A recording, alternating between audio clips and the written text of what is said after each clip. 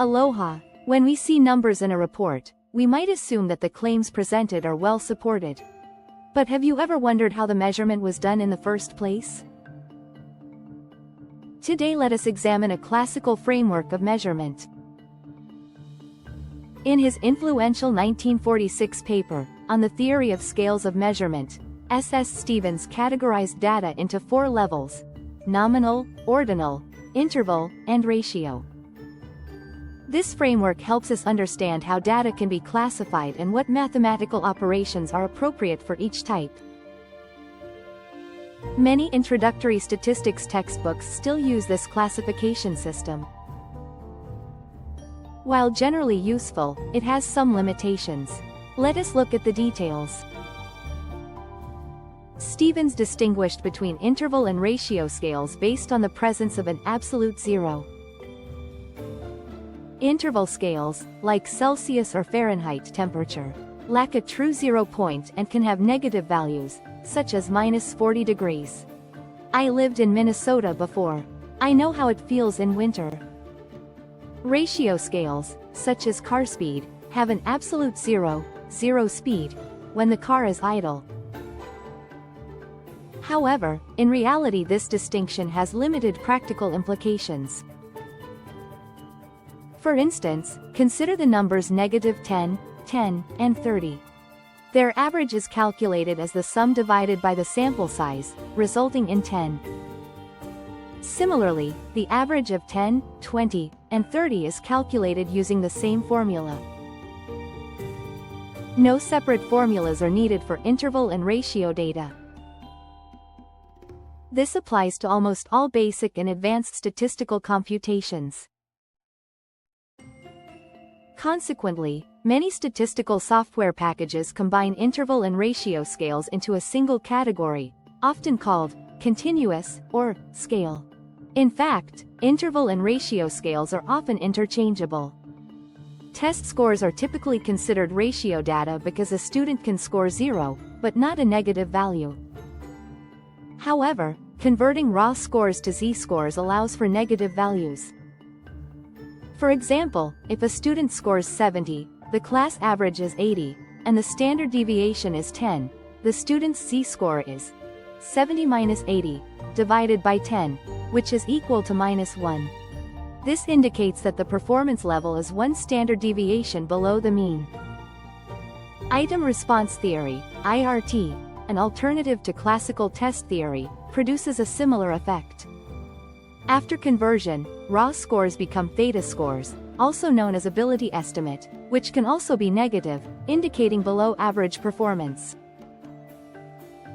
Thus, data conversion can transform non-negative values into negative values, rendering the distinction between interval and ratio scales less meaningful. Furthermore, the boundary between ordinal and continuous scale data can also be blurred. Consider a 5-point or 7-point Likert scale, which measures responses from strongly disagree to strongly agree. These scales are inherently ordinal, representing ranked preferences. While the underlying degree of agreement could theoretically be measured with greater precision, such as 1.25, 3.45, 4.41, etc., questionnaires typically offer discrete options, such as 1, 2, 3, etc.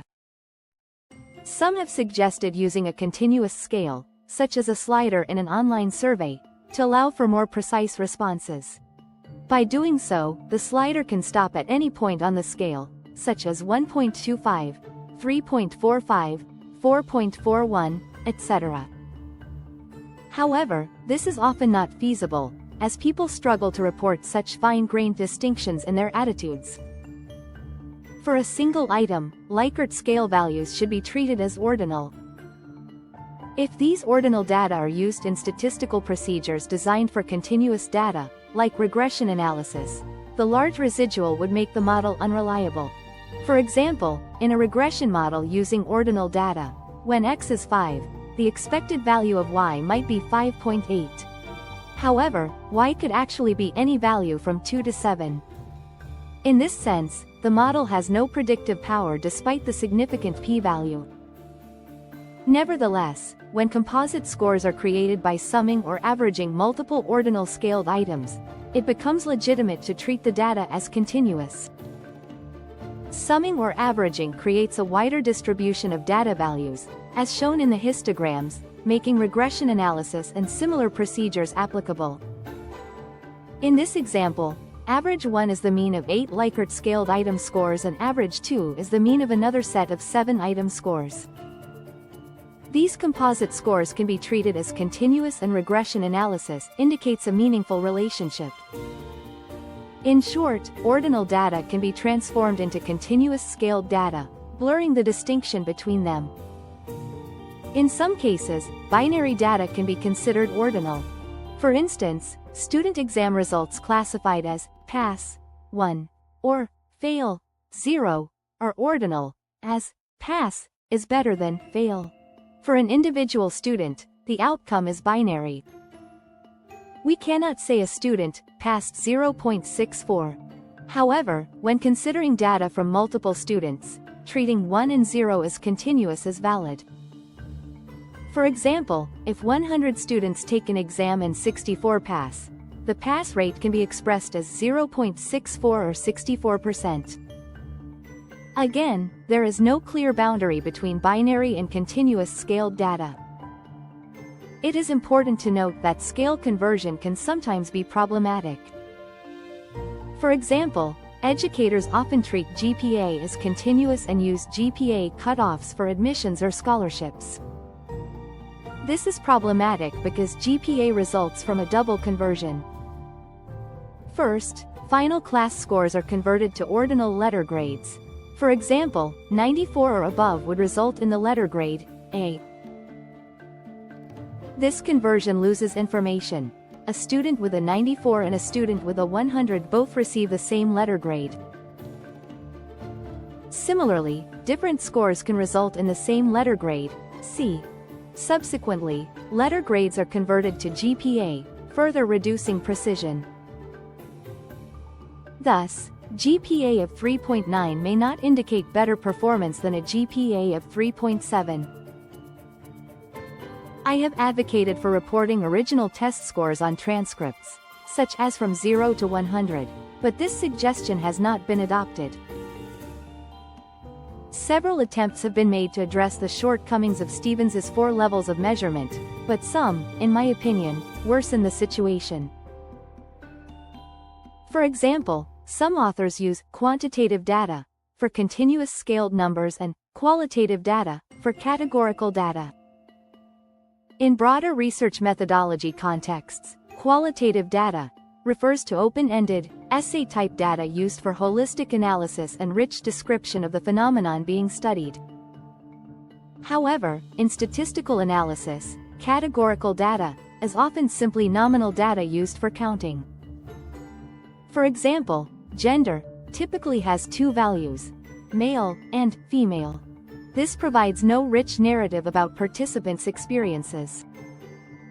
Therefore, to avoid confusion, I suggest using categorical instead of qualitative in statistical contexts.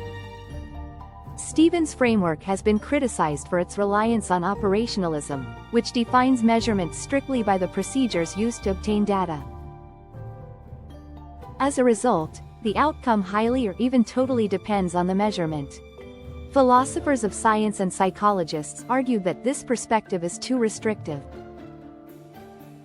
Specifically, Joel Michel argued that Stevens' framework led to a superficial understanding of measurement, particularly in the social sciences. For example, creating a narcissism test could be considered measurement of narcissism under Stevens' definition, regardless of whether narcissism was truly quantifiable. Michel advocated for a realist approach to measurement, which emphasizes the discovery of quantitative structures inherent in the phenomena under study. While Stevens' 4 levels of measurement offer a foundational framework for classifying data, their rigid boundaries often blur in practice. The interconvertibility of scales, ambiguities in distinctions, and issues with scale conversion highlight the limitations of this classification. A more nuanced and practical approach to understanding data, tailored to the context and analytical goals, may better serve researchers and practitioners alike. I hope this discussion has shown that numbers and data should not be viewed as rigid categories. In particular, I encourage you to reconsider making decisions based solely on cutoff points. Thank you for watching.